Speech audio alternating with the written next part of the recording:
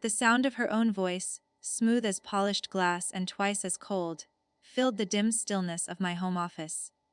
It wasn't supposed to be playing. This recording was my secret vault, my last, fragile piece of armor.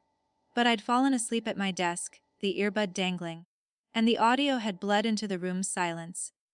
That's when I heard the creak of the floorboard behind me. My blood turned to ice.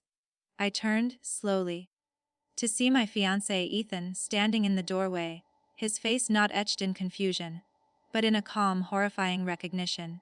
He'd been listening. He knew everything. The glass of water he'd brought me slipped from his hand, shattering on the hardwood, a miniature explosion at our feet. "So it's true," he whispered, his voice hollow. "Everything your sister said. You really are that calculating." He didn't shout. The quiet devastation was worse. He backed away, as if from something contaminated. "All this time I thought she was just being cruel. But you've been planning this war against your own family, and you used me, my connections, my apartment, my life, as your cover." He looked at me with a stranger's eyes.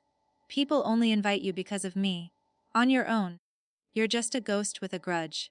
The finality in his tone was a door slamming shut on the future we'd built. He was choosing her side. Her version of reality. Her power. And that was the moment I knew the real revenge begins now. The rain on the windows of his penthouse apartment blurred the glittering grid of Manhattan into a watercolor of sorrow. Each streak a tear down the face of the city that had witnessed my unraveling. Ethan's words hung in the air, long after the door had clicked shut behind him. A permanent stain on the minimalist luxury we'd curated together. "People only invite you because of me." They weren't just an insult, they were a diagnosis, a cold, clinical confirmation of a suspicion I'd spent a decade drowning in champagne and canapes to silence. But he was wrong about one thing. On my own, I wasn't a ghost. I was an archive. A living, breathing repository of every slight, every condescending smile from his hedge fund friends, every time my sister, Cassandra, had generously included me in her glittering Hampton circle while her eyes said, "You are here on a day pass." The ghost was the woman I'd been pretending to be. The real me, the one forged in the quiet neglect of a childhood spent in Cassandra's long, elegant shadow, was just waking up. It had started with our father's death, a sudden cardiac arrest on the 7th green of his beloved country club. The will reading, in the oak-paneled solemnity of Hollis and Crane's downtown office, was where the foundation cracked. The bulk of the estate, including the controlling shares in his modest, but lucrative medical supply firm, Vale Surgical, went to Cassandra. For her business acumen and steadfast stewardship. The lawyer intoned. My share, a trust fund disbursed in minor increments, was, for my creative spirit and free heart, a patronizing pat on the head. Our father, a kind but perpetually distracted man, had always seen Cassandra, the firstborn, the Wharton graduate, as his legacy. I, the art history major who curated small gallery shows, was the decorative piece. I'd accepted it, burying the hurt under the busy work of my own life, until a month after the funeral. I was in Dad's old home study, gathering some of his art books, when a stack of files slipped from a warped shelf behind his desk. Among them, a draft of a previous will, dated just 2 years prior. It split everything evenly. Scribbled in the margin in my father's frantic hand was a note: Cassandra insists, current structure vital for tax expansion. She'll provide for a lease. Promise. The paper felt like skin. The promise, a lie. The confrontation was a masterpiece of her craft. I went to her corner office at Vale, high above 6th Avenue. The city spread beneath her like a compliant subject. The atmosphere was cold, sterile, smelling of lemon polish and ambition. I laid the draft will on her immaculate desk. She didn't flinch. She leaned back in her Herman Miller throne, steepling her fingers, a smile playing on her lips that didn't reach her Arctic blue eyes. "Oh, Elise," she sighed, "the way one addresses a child who has discovered Santa isn't real." That was Dad's sentimental phase. He realized before he passed that sentiment doesn't build empires. I am providing for you. The trust is more than generous for your lifestyle. I spat back, my voice trembling. You manipulated a sick old man. Her composure shattered for a nanosecond, a flash of feral rage before the ice reformed. I saved this company from his nostalgic mismanagement. She hissed. You have no idea what it takes. You float through life on charm and other people's coattails. You always have. Even Ethan. Do you think his colleagues find your little art trivia charming? They tolerate you because you're on his arm.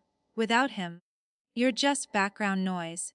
I left her office hollowed out, her words echoing in the marble hallway. But I left with something else, too. A plan. Cold and precise, forming in the wreckage. My phone, set to record in my jacket pocket during our meeting, had captured every damning syllable. I saved this company from his nostalgic mismanagement. Not we, not our father. It was an admission of her calculated takeover.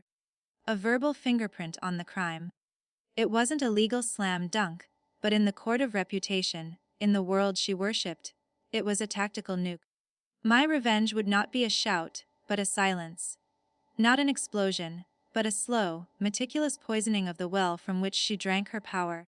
I began to study her world not as a guest, but as a forensic analyst.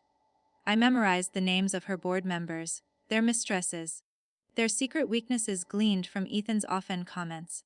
I attended her charity galas, a smile fixed on my face, listening. I learned that her poised empire had cracks whispered about FDA audit looming over a new veil product line. A junior vice president she was ruthlessly pushing out, her quiet but desperate lobbying for a seat on the prestigious Metropolitan Executive Forum. I became a shadow in her spotlight, collecting data, understanding the pressure points. The recording was my ultimate weapon. But I needed the perfect moment to deploy it, a moment where its detonation would cause maximum systemic collapse. Ethan's betrayal, though it felt like a death at the time, became an unexpected gift. It severed my last tether to decorum.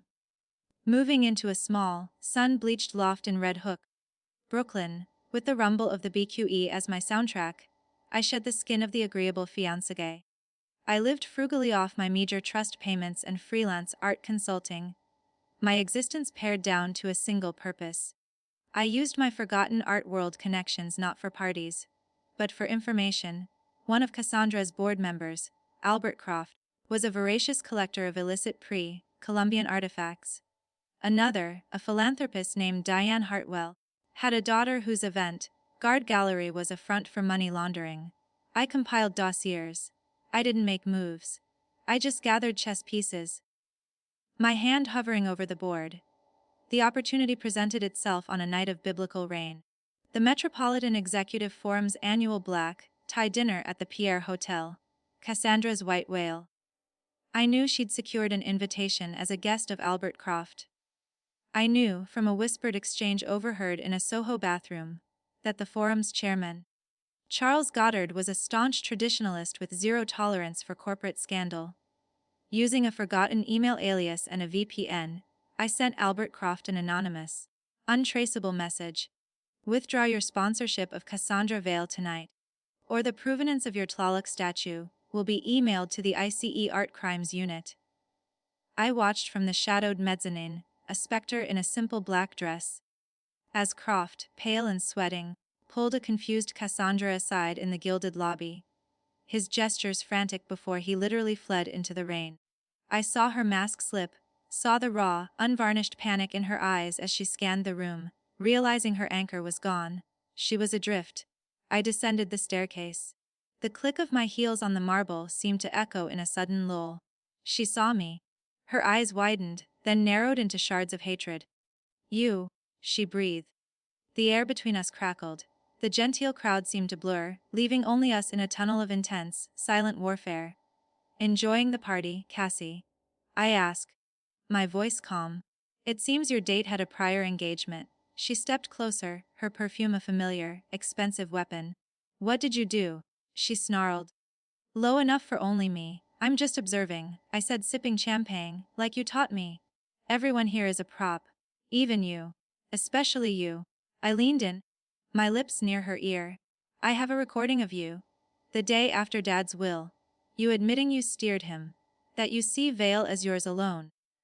I wonder what Charles Goddard, who loved his own father so publicly, would think about a daughter who manipulated a grieving, sick man for stock options. She froze. The color drained from her face, leaving her a beautiful, horrified mannequin. The psychological blow landed with physical force. She stumbled back a half step. The weapon was no longer hidden. It was aimed, and she was staring down the barrel. What followed was a silent, brutal chess match played out in the open. She couldn't make a scene, not here. She tried to counter, her voice a strained hiss. You have nothing, a fake. I'll ruin you. You already did, I smiled. This is just the aftermath.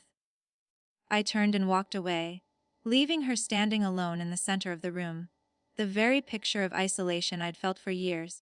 The victory was a sip of the finest wine, but not the final toast. The escalation was inevitable. She retaliated not with emotion, but with corporate precision. My freelance clients suddenly dropped me, citing creative differences. My credit line was mysteriously frozen. A whisper campaign painted me as unstable. A grief-stricken daughter fixated on conspiracy theories. She was trying to box me in, to make me desperate enough to do something stupid, to discredit me before I could use the recording.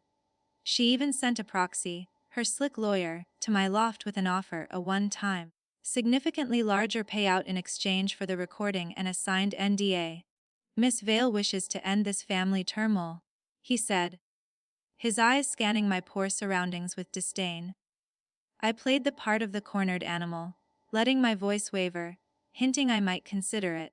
I needed her to believe I was cracking. My countermove was a feint within a feint. I reached out to Michael Dano, the junior VP she was forcing out. I met him in a noisy, anonymous pub in Hell's Kitchen.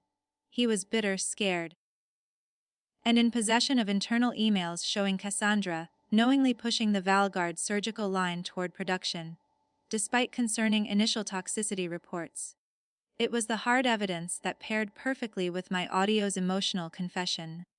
Together, they formed a complete story. Personal treachery and professional corruption. Dano was hesitant, terrified of her reach. I didn't mention the recording. I simply said, she breaks people. We don't have to stay broken. The endgame unfolded at the Vale Surgical quarterly board meeting. Through Dano, I knew the FDA audit results were in, and they were catastrophic. Cassandra would be facing a revolt. I dressed in a severe, tailored suit, a dark mirror of her own style. I didn't crash the meeting. I waited outside the sleek, glass-walled boardroom in their Manhattan tower, the morning sun glaring off neighboring skyscrapers. When the doors opened and the somber-faced directors filed out, I stepped inside. Cassandra was alone at the long table, staring at a spreadsheet. A statue of defeat. She looked ahead, was gone, replaced by a weary, terrifying calculation. It's over, Cassandra, I said, placing a small, high-quality Bluetooth speaker on the table.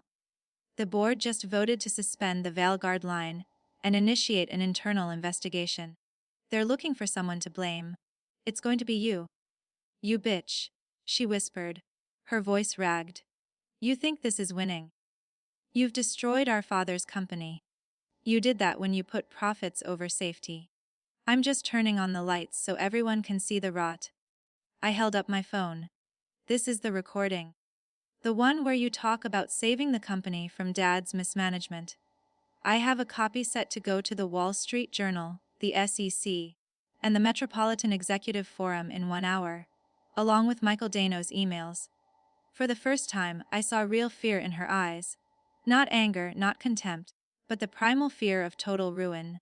Her social capital, her professional standing, her very identity, all evaporating. The question was a surrender.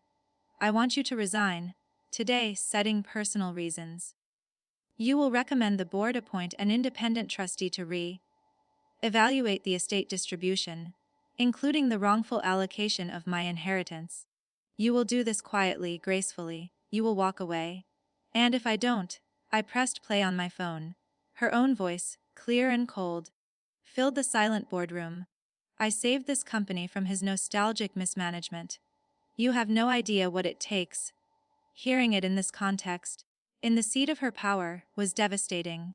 It was the sound of her soul laid bare, and it was ugly. She listened, her face ashen. When it ended, the silence was absolute. She looked out over the city, her kingdom, for a long moment. Then, she gave a single stiff nod. The fight was gone. I had not just beaten her, I had made her complicit in her own downfall. She would have to orchestrate her exit, to preserve the last shred of the dignity she valued above all else. It was a more complete vengeance than any public scandal. It was self-immolation by her own design. I walked out of Vale Surgical for the last time. The sun was high, the streets loud and alive. There was no triumphant rush, only a deep, resonant quiet. The ghost was gone, the archive was closed. I hadn't just reclaimed an inheritance, I had reclaimed my narrative. Ethan's cruel words still echoed somewhere in the past, but they had no power here. On my own, I was the architect. On my own, I was the storm. And the silence after the storm, I realized, tasting the unfiltered city air, was the sweetest sound of all.